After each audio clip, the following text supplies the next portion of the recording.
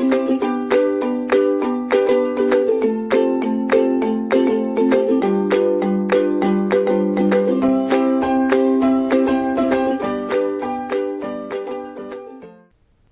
behalf of Dr. APJ Abdul Kalam Technical University and Noida Institute of Engineering and Technology, Pharmacy Institute, Greater Noida, I am Dr. Avijit Majumdar, acting as a professor and director of the institute. I am here to teach you a very important aspect of the subject of microbiology, which is known as pyrogen testing.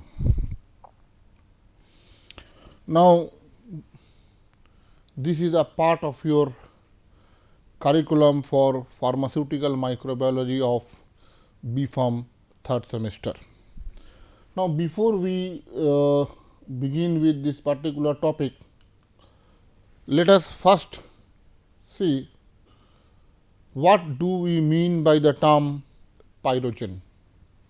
That is, what do we mean by the term pyrogen? Now, pyrogen basically are the metabolic waste product which are produced by gram negative organism. You have already studied in your previous classes gram positive and gram negative bacteria. You have studied about how to determine them with the help of gram staining. You have studied how they have played an important role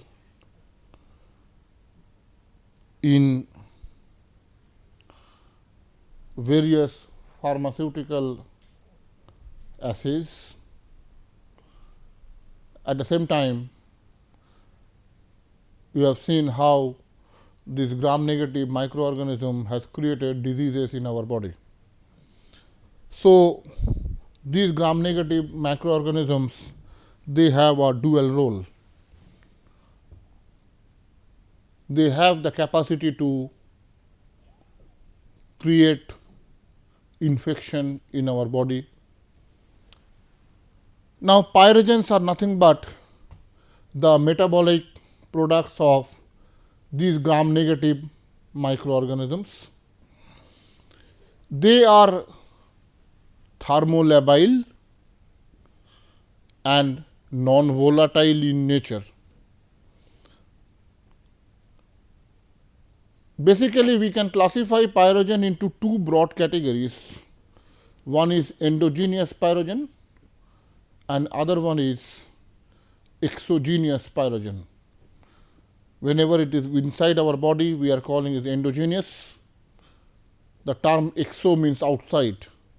So, whenever it is outside the body, we are calling it as exogenous.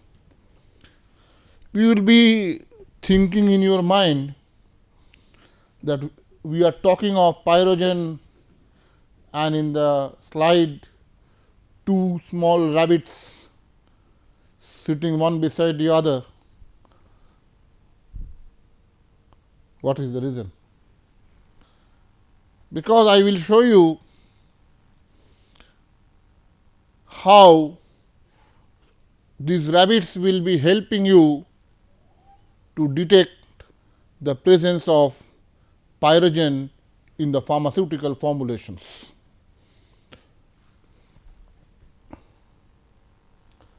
Now, as I have told you that pyrogen basically exogenous as well as endogenous. Exo means outside, endo means inside. Now, exogenous pyrogen basically again can be of microbial and non-microbial in nature.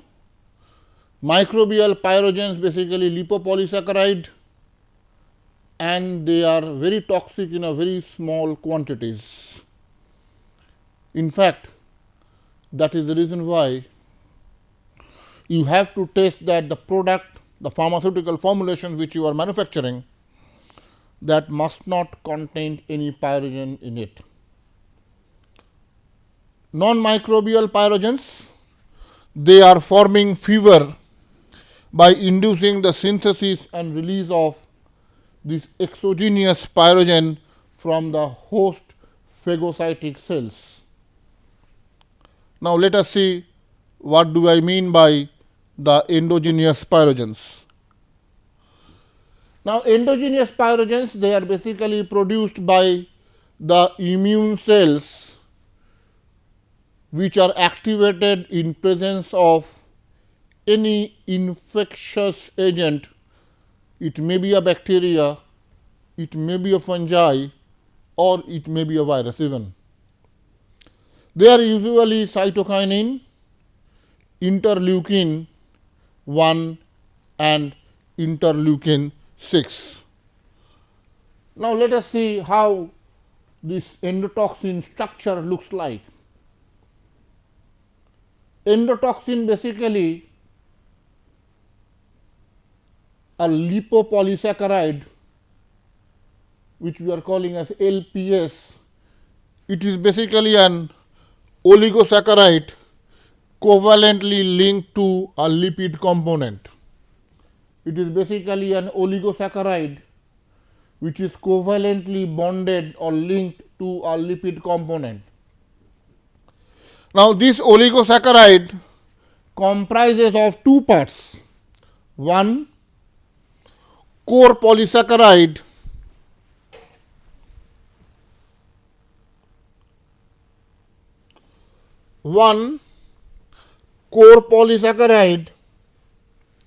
another one O polysaccharide. So, these two are combined to form what is called oligosaccharide. And next, in the bottom portion, we are having a lipid A. What is lipid A? Lipid A is basically a disaccharide of glucosamine which is highly substituted with amide linked, and it is interlinked with these long chain fatty acids. Basically, it is a disaccharide of glucosamine. The one with this blue color you can see, that is what we are calling as glucosamine. Basically, it is a disaccharide of glucosamine which is highly substituted with the amide linked chain, and they are interlinked with some long chain fatty acids. And it is this lipid A which exerts the toxic effect whenever they are released from these multiplying cells.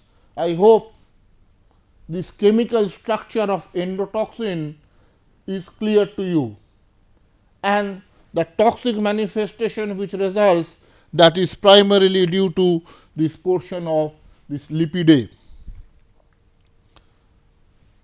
Now, whenever there is a microbial toxin or there is an infection, as told earlier, these macrophages or the monocytes, they liberate cytokines, interleukin 1 and interleukin 6, as told you earlier. They directly act on the hypothalamic endothelium. That is, these pyrogenic cytokinins, interleukin 1 and interleukin 6, they are acting on the hypothalamic endothelium, and they liberate various messengers like CMP, which directly changes or elevates the thermoregulatory set point. And when this thermoregulatory set point has been elevated, there is a production of heat, automatically there will be a creation of fever. In fact, that is the reason why, if the preparation is having pyrogen, it results in increase of body temperature or development of fever.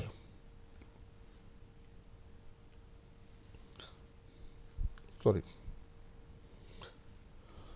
Now, question is, Why is this pyrogen testing so much important in the current context? Just to see the market potential just 5 years down the line. From 2016 and today, which is 2021, within a very short period of time, there is a sharp increase in the market value of this pyrogen testing. You see that the graph is gradually increasing every year. This graph is gradually increasing every year. So, keeping in mind the market value of this pyrogen testing in million US dollars, this has become the need for the hour. Now, question is, what are the sources of pyrogen, from where pyrogen originates within the pharmaceutical preparations? The sources may be a solvent, the sources may be a drug, it may be an additives used in the manufacturing process and container. The pyrogen may enter into the pharmaceutical formulation due to the improper storage condition between the manufacturing process, sterilization and final dispatching to the market. That is, method of storage in between the manufacturing and sterilization may create the development of pyrogen.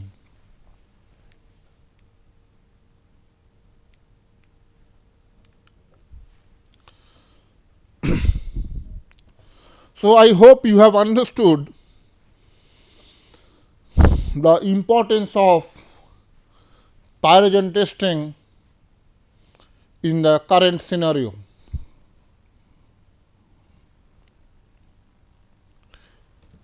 Now, there are two main models which we are talking of. One is with the help of animals, particularly we are taking the help of rabbits, and the other method which we use for detect the presence of these endogenous pyrogens is what we are calling as the LAL test. What is LAL test? Limulus amoebocyte lysate test. Now, here what we do is, in the rabbit we have certain pre-specified criteria. After those criteria are fulfilled by a particular rabbit, we are taking that rabbit for pyrogen testing, and we have to measure the rectal temperature. If after administration of the preparation, generally we administer it in the marginal ear vein of the rabbit, if there is a significant increase of the rectal temperature of the rabbit, we will claim that the pharmaceutical preparation of the parenterals, they are having pyrogens in it. That is, estimation of the rectal temperature gives you an idea about the presence of the pyrogen in the pharmaceutical preparations. The next way is, as I have told you, that LAL test, Limulus amoebocyte lysate test. This is another test which gives you an idea whether there is a presence of pyrogen or not. Here the principle goes like this: we are taking the amoebocyte of this Limulus polyphemus or the horseshoe crab, and then basically it is liquid in nature, and we have to add our test preparation. If there is a gelling property, or if the preparation is containing pyrogen, the flowability will be lost and the liquid will be converted into a gel. So, just by saying that whether there is a change in consistency of the amebocyte of Limulus polyphemus or horseshoe crab, you can claim that the product is having pyrogen. So, these are the two standard methods. One is with the help of rabbit and the other one is with the help of Lal test reagent. Now, whenever we are taking these rabbits, the first test is called Sham test. The Sham test will be giving you an idea, will guide you whether you can take the rabbit for the determination of the pyrogen test. That is, those rabbits which are fulfilling the criteria of the Sham test, they are eligible for the final rabbit test for pyrogen. Question is, why suddenly we are going for rabbit? We are going for rabbit because this rabbit has somewhere similarity, the same threshold response which we human beings have. The rabbits have the same threshold response as compared to the human beings. That is the reason why we have taken or selected rabbits for our study. Second is, it produces a reproducible pyrogenic response. It produces a reproducible pyrogenic response. And the third is the economic reasons. Due to the easy availability of the animal, due to its similarity as compared to the human beings, due to its reproducible results, rabbits are selected as the animals of choice for determination of the pyrogen test.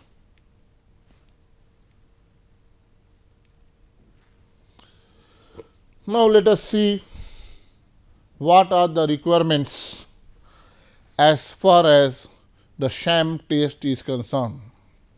The Sham test gives you an idea about what are the requirements which should be fulfilled before we are taking the rabbit for the main test. First of all, the rabbit must be healthy, it must be mature and not undernourished. That is, the weight should not be less than 1.5 kilo. This is the minimum weight the rabbit should have. The rabbit should be healthy, it should be mature, it should not have a weight which is less than 1.5 kilo. We have to observe the rabbit so that just the week before you are doing this experiment, that is the preceding weight, there must not be any weight loss. There must not be any weight loss just the week prior to the conduction of the experiment. You are in a position to take both male as well as female rabbits for your study. You are in a position to take both male rabbits as well as female rabbits for your pyrogen testing. It does not make any difference. Now, the rabbits are to be maintained in a very comfortable atmosphere. The rabbits are to be maintained in a very comfortable atmosphere. It must be individually housed. and the place where you are preserving this rabbit, it should be within a temperature range for 20 to 23 degrees Celsius. There should not be any disturbance. That is, there should not be now noise pollution. There should not be someone to disturb the rabbit, to excite the rabbit. That is, they should be in a very comfortable, docile, polite environment. So, you are in a position to use rabbits of either sex, temperature of the environment 20 to 23, free from disturbance. Next is the equipments which you will be using, like glassware, test tubes, syringes, needles, they must be made pyrogen free. They must be made pyrogen free. And in order to make pyrogen free, you have to heat it for a temperature of 250 degrees Celsius for a period of 30 minutes or 200 degrees Celsius for a period of 1 hour. That is, the equipments which you will be utilizing for your experimental work, that must be free from pyrogen. Otherwise, you will not be in a position to know whether the pyrogen is coming from these equipments or it is coming from the pharmaceutical products.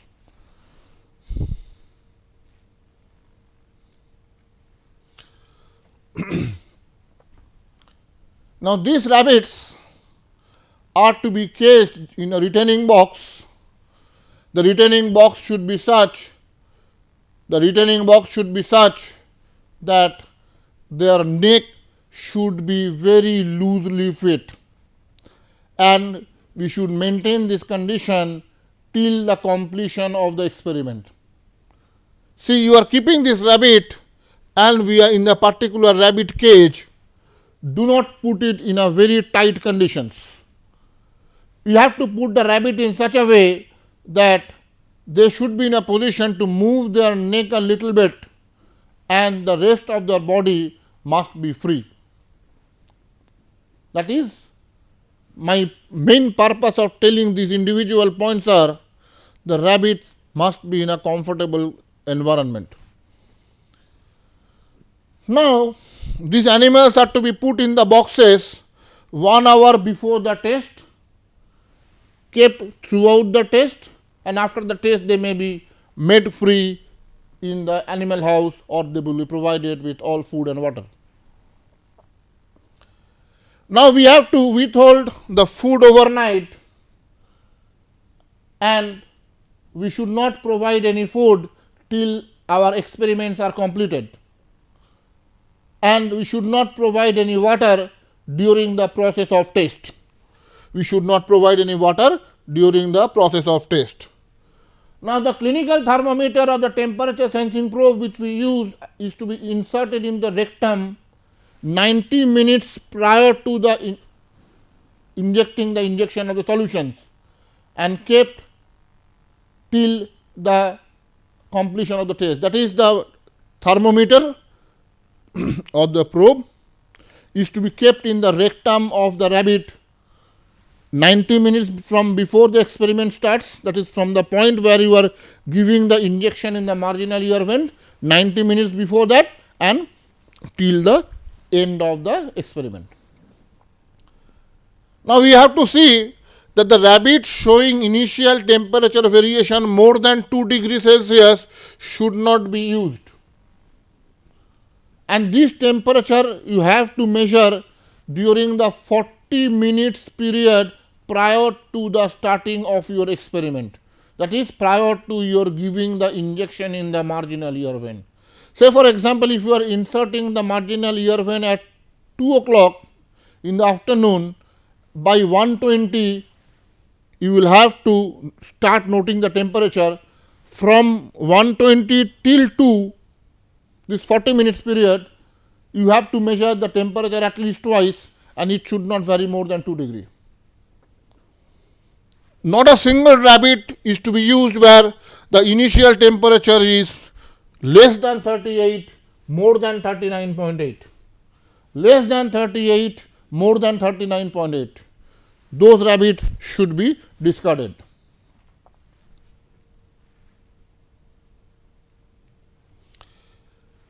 Now, the application is applicable if the animals are used for first time and they are not used during the previous 2 weeks.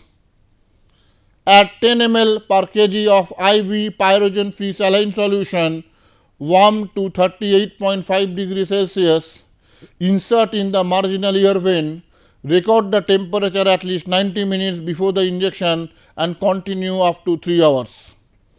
And the variation of temperature should not be more than 0.6 degrees Celsius or more, then these animals are not suitable for the main test. If all these conditions are satisfied, then only you will be using the animals for the main pyrogen test, which I am narrating now. In the main test, the rabbits which have successfully completed all these criteria, 3 rabbits are to be taken, temperature 90 minutes before the injection, continue for up to 3 hours of the injection, inject the solution very slowly in the marginal ear vein of the rabbit in a period not more than 4 minutes. Not more than 4 minutes. The volume of the injection is not less than 0.5 ml per kg body weight of the rabbit, and at the same time it should not be more than 10 ml per kg body weight of the rabbit. Then after injection, the temperature of the rabbit is recorded at 30 minutes interval time for 3 hours after injection. Rabbit showing individual temperature variation of 0.5 degrees Celsius or more, the test is to be repeated with 5 more rabbits. If there is an individual rise of more than 0.5 degree, we have to take 5 more rabbits and then we have to interpret the results. If the sum of the response of 3 rabbit is exceeding 1.4 degree and individual response less than 0.6, the preparation passes the pyrogen test. But if the response of any rabbit is more than 0.6 or the sum of the 3 rabbits response is more than 1.4, then the test is to be repeated with 5 more rabbits. So 5 now, 3 earlier, total is 8. And in the out of 3 of these 8 rabbits should show an individual response less than 0.6. If the response is more than 0.6 and sum of the response of a group of 8 rabbit does not exceed 3.7, the preparation passes the pyrogen test. Just pictorially, let me explain once again. Rabbits selected for testing on any given test day must not be used for during the last 2 days. 3 rabbits are taken. The thermistor probe or the clinical thermometer are inserted in the rectum. The probes remain throughout the test period and the rabbit must be restrained with light fitting stocks, that is, they should be in a position to move their heads. A control temperature is determined not more than 30 minutes prior to the injection of the test dose. Initial temperature should not be below 38, not above 39.8. Inject solution in the marginal ear vein slowly. Volume of the injection to be kept at 0.5 ml per kg body weight. Minimum volume, maximum 10 ml per kg body weight. After injection, the temperature of the rabbits are to be recorded at 30 minutes interval for a period of 1 to 3 hours. If the rabbit shows an individual temperature rise of 0.6 degree or more, or if the sum of response of the 3 rabbits is more than 1.4, the test is continued with an additional of 5 rabbits.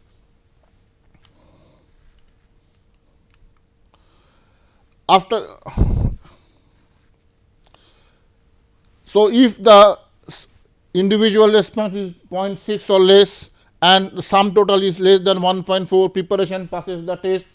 If it is more, continue with the additional of 5 rabbits. If the this temperature is more, then we have to take an additional of 5 more rabbits. So, total 8 rabbits are there. 3 of the 8 rabbits show individual response less than 0.6 and sum of response of 8 rabbits less than 8.7. The preparation passes the pyrogen test. Limitation of rabbit test for many drugs, volume is significantly smaller. It is not suitable for all product category. It involves use of animals, so CPC approval sometimes required. With this, we are coming to the end of our class today, mainly on the pyrogen testing with the help of Sham test and taking the help of rabbit to determine the presence of pyrogen in the pharmaceutical formulation. Okay, thank you very much for your patient hearing.